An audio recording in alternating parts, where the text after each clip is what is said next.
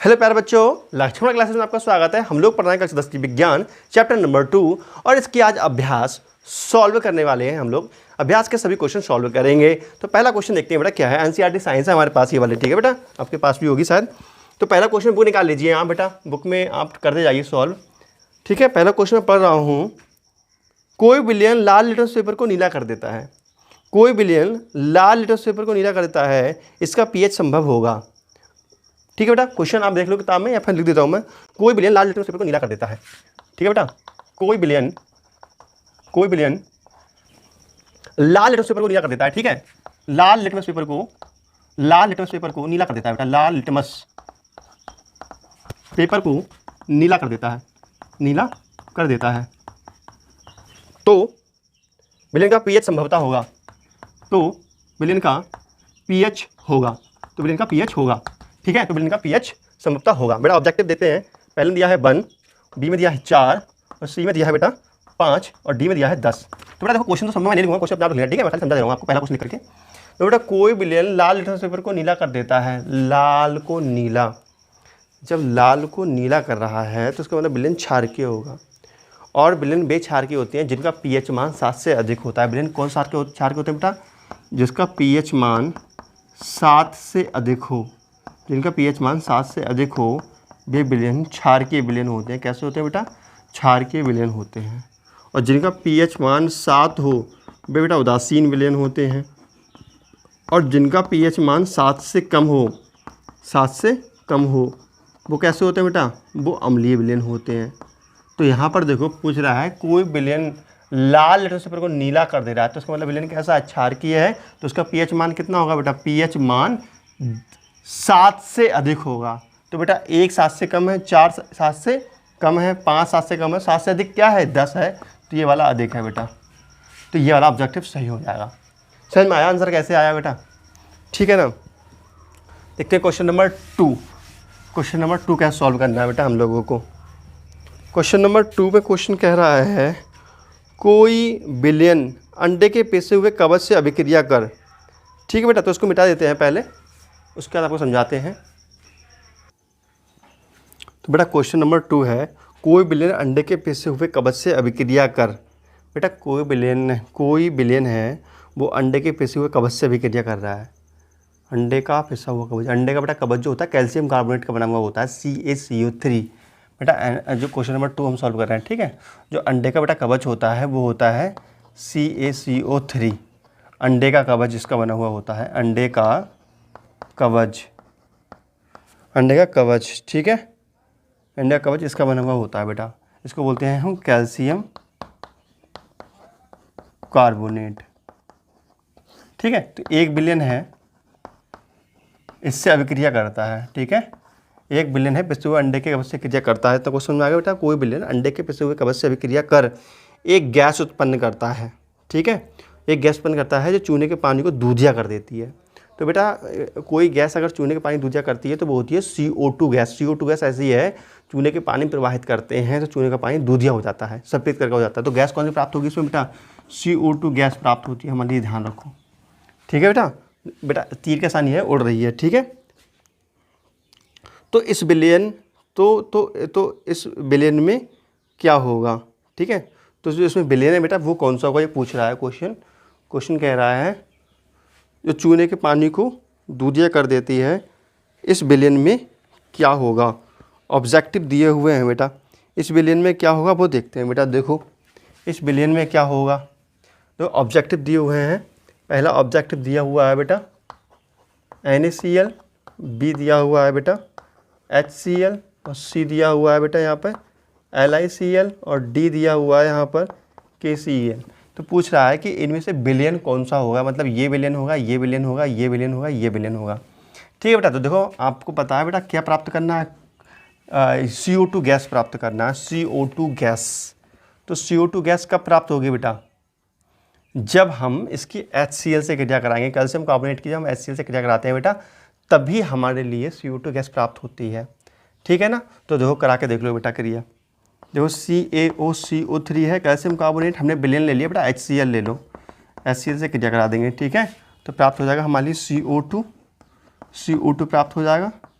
बचेगा क्या बेटा, देखो CO2 हमें प्राप्त हो गया यहाँ से, ठीक है। बचा क्या, यहाँ पे बचा है बेटा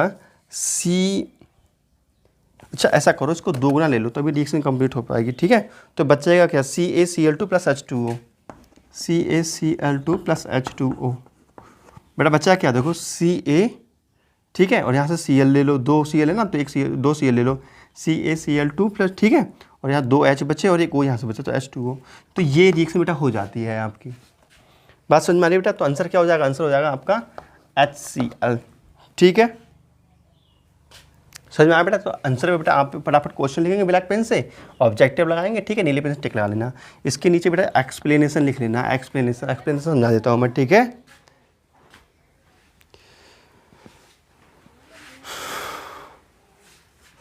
तो बेटा इसके नीचे एक्सप्लेनेशन में लिख लो, व्याख्या में लिख लो बेटा। देखो चूने के नहीं लिखो बेटा, अंडे के पिसे हुए कवच में कैल्शियम कार्बोनेट CaCO3 होता है। अंडे के पिसे हुए कवच में कैल्शियम कार्बोनेट CaCO3 होता है, CaCO3 होता है, जो HCl से क्रिया करके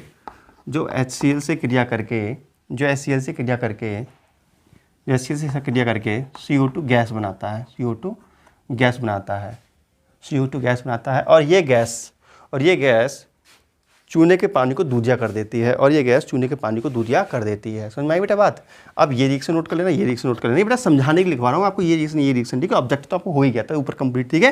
तो ये रिएक्शन लेना, इससे आपको थोड़ा सा क्लियरिटी आ जाएगी। बात समझ में आ रही है बेटा। तो चूने का पानी दूधिया इस प्रकार हो जाता है, ठीक है। अगला क्वेश्चन देखते हैं बेटा, अगला क्वेश्चन क्या है। अगला क्वेश्चन थोड़ा इंटरेस्टिंग है, समझने लायक है, अच्छा खासा क्वेश्चन है। क्वेश्चन नंबर 3 बेटा, इसको मिटा लें पहले हम, ठीक है। क्वेश्चन नंबर 3 है, आप बुक ले लो बेटा, बुक से तब तक क्वेश्चन नंबर 3 पढ़ लो, क्योंकि बेटा इतना क्वेश्चन मैं बोर्ड पे लिखवाऊंगा ना तो शाम हो जाएगी वीडियो बनाते। क्वेश्चन आप बुक से देख लो, और बुक में पेज नंबर 37 पे दिए हुए हैं, ठीक है। तीसरा जो क्वेश्चन है बेटा वो दिया होगा आपका 38 पेज नंबर पे। बहुत बड़ा क्वेश्चन है यार, देखो तीसरा क्वेश्चन बड़ा क्वेश्चन थोड़ा सा। तीसरा क्वेश्चन बेटा, NaOH का 10 ml विलयन। बेटा जो NaOH है इसका 10 ml विलयन है, NaOH का 10 ml विलयन है। हमारे पास कुछ NaOH है, सोडियम हाइड्रोक्साइड का विलयन है, उसका हमने कितना ले लिया, 10 ml विलयन लिया है, ठीक है, 10 ml विलयन। HCl के 8 ml से पूर्णतः उदासीन हो जाता है, HCl के 8 ml से पूर्णतः उदासीन हो जाता है,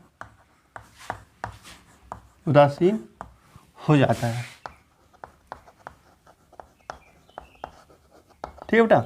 ऐसा है, NaOH है बेटा, NaOH के 10 ml लिए हैं हमने और HCl के 8 ml लिए हैं, इनको मिलाते हैं तो कैसा विलयन प्राप्त होता है हमारे लिए, उदासीन विलयन हमारे लिए प्राप्त हो जाता है, ठीक है।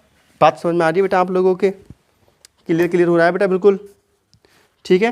देखो ऐसा है, मेरा क्वेश्चन ये है, देखो NaOH है, NaOH के 10 ml, अगर हम 10 ml लेते हैं और बेटा HCl के 8 ml लेते हैं, इन दोनों को मिलाते हैं तो हमारे लिए एक उदासीन विलयन प्राप्त होता है, क्वेश्चन को मैं इतना समझा दूँ, क्या समझ में आई बात, ठीक है। यदि हम NaOH के उसी विलयन का 20 ml लें बेटा, अब नेक्स्ट क्वेश्चन क्या कराए, यदि हम NaOH के कितने लें, 20 ml लें हम, ठीक है बेटा। यदि हम NaOH के 20 ml लें, ठीक है, यदि हम NaOH के 20 ml लें तो इसे उदासीन करने के लिए HCl की कितनी आवश्यकता होगी। तो बेटा कह रहा है कि अब HCl की कितनी आवश्यकता होगी जो कि विलयन कैसा हो जाए, उदासीन हो जाए। क्वेश्चन पूरा लिख लेना आप, ठीक है बेटा, मैं आपको समझा रहा हूँ। तो विलयन कैसा हो जाए बेटा, उदासीन हो जाए। ध्यान समझेंगे बेटा, ध्यान समझेंगे। यहाँ पे 8 है, यहाँ पे 10 है, तो यहाँ 8 है, मतलब 2 कम, कितना है बेटा, यहाँ 2 कम है, तो विलयन उदासीन है, ठीक है ना। कितना बेटा कम है, 2 कम है मात्र, ठीक है। ऑब्जेक्टिव देख लो, ऑब्जेक्टिव कौन कौन से दिए हैं, ठीक है। तो कह रहा है कि HCl के कितने विलयन की आवश्यकता होगी। तो ऑब्जेक्टिव बेटा ए में दिया है 4 ml, बी में दिया है 8 ml, सी में दिया है बेटा 12 ml और डी में दिया है आपका 16 ml। तो कह रहा है कितने ml HCl की आवश्यकता होगी, कितने ml HCl की आवश्यकता होगी। देखो बेटा, पहले 10 ml था तो यहाँ 8 था, ठीक है। तो हमने कितने ml बढ़ा लिया बेटा, पहले से यहाँ पर 20 ml किया है। देखो 20 ml किया है, मतलब 2 गुना किया है। कितना किया है बेटा, 2 गुना कर दिया हमने। कितना कर दिया, 2 गुना, मतलब 2 से मल्टीप्लाई कर दी, तभी तो इतना आया 20 ml, ठीक है। अब यहाँ पे बेटा 8 है, तो 8 में 2 से मल्टीप्लाई कर दो तो कितना आ जाएगा, यहाँ पे 16 ml आना चाहिए। फिर तो 16 ml HCl लेके आओ तो हो जाएगा। तो बेटा 16 ml पे टिक लगा लेना आप, ये आंसर हो गया आपका, ठीक है। बाकी इस चीज़ को आप नोट करके सोल्यूशन के तौर पर लिख लेना।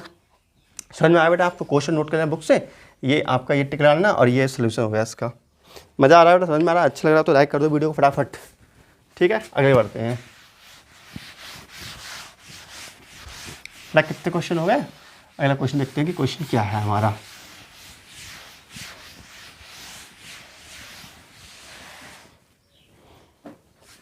देखते हैं नेक्स्ट क्वेश्चन। क्वेश्चन नंबर 4 अपच वाला है। अपच जानते हो बेटा, अपच नहीं जानते, पेट में गड़बड़ी हो जाती है, अपच कहते हैं उसको, है ना। क्वेश्चन नंबर 4 कह रहा है अपच का उपचार करने के लिए, लिख देते हैं, छोटा सा क्वेश्चन है। अपच का उपचार करने के लिए बेटा, अपच का उपचार करने के लिए, अपच होता है बेटा खट्टी खट्टी डकारें आती है ना हमारे लिए, अच्छा तो वो करते खट्टी डकारें, ज़्यादा खाना खा लेते हैं, खट्टी खट्टी डकारें आती है, उसको बोलते हैं अपच, ठीक है। अपच का उपचार करने के लिए निम्न में से किस औषधि का उपयोग किया जाता है। निम्न में से, सुंदर राइटिंग समझ जाना, निम्न में से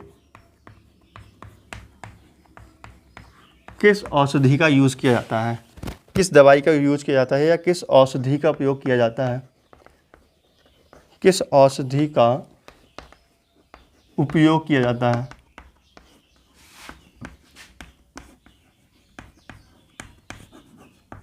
ठीक है, तो बेटा देखो ऑब्जेक्टिव दिए हुए हैं बेटा, अपच का उपचार करना है, खट्टी खट्टी डकारें उसका उपचार करना है। तो देखो जो आपके ऑब्जेक्टिव दिए हैं, पहला है बेटा, पहला है एंटीबायोटिक, इसको बोलते हैं प्रतिजैविक, ठीक है। और बी है बेटा आपका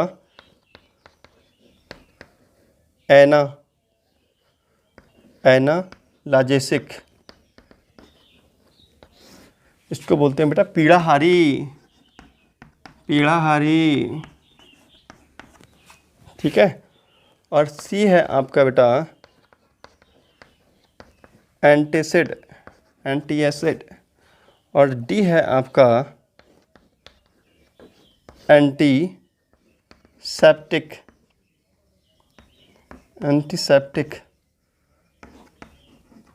प्रतिरोधी।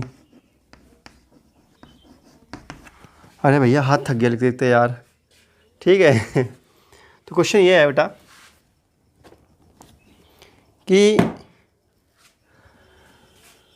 अपच का उपचार, पेट में अपच हो रही है बेटा, खट्टा खट्टा लग रहा है, ठीक है। पेट में अपच के उपचार के लिए निम्न में से किस औषधि का यूज़ किया जाता है। औषधि दिए हैं 4 हमारे लिए, बताना है अपच को उपचार करने के लिए कौन सी सही रहेगी। बेटा देखो अगर एसिडिटी हो जाए, ठीक है, तो उसकी जरूरत होती है, अगर एसिडिटी है तो उसके लिए एंटी एसिडिटी पदार्थ की जरूरत पड़ती है, ठीक है। तो बेटा कबाड़ी वाला आ गया था डिस्टर्ब करने के लिए, हैं, कह रहा था चमड़ा बेचो, ये बेचो, लोहा बेचो, मैं पढ़ा रहा था, डिस्टर्ब कर दिया। चलो कोई बात नहीं बेटा, ऐसा है ना। क्वेश्चन ये है अपच का उपचार करने के लिए निम्न में से किसका उपयोग किया जाता है, एंटीबायोटिक का, ये सब का, ठीक है। बात यह है बेटा हमें किसी चीज़ का उपचार करना है तो उसकी विपरीत चीज़ देखनी होती है, ठीक है। तो एसिडिटी का उपचार करना है तो हमें एंटी एसिड देखना होता है, एंटी एसिड दवा देखनी होती है, तो हमारा ये वाला सही हो जाता है, ठीक है ना बेटा। अब पीड़ाहारी का मतलब होता है जैसे दर्द होता है ना, दर्द, तो दर्द में पीड़ाहारी में बेटा हमें ये टैबलेट दी जाती है दर्द वाली, ये दवाई है दर्द की, पीड़ाहारी की है, ठीक है। प्रतिरोधी, ठीक है बेटा, प्रतिरोधी भी दवा होती है, ठीक है। यह है एंटीसेप्टिक दवा होती है ये, ठीक है। और ये है एंटीबायोटिक प्रतिजैविक, बेटा जब चोट लग जाती है ना, चोट, तब ये दवा लगाते हैं, है ना। और ये दर्द में, जब कोई दर्द होता है तब, ठीक है। तो इस प्रकार से बेटा ये दवाएं होती हैं। अब जो अगला क्वेश्चन हमारा है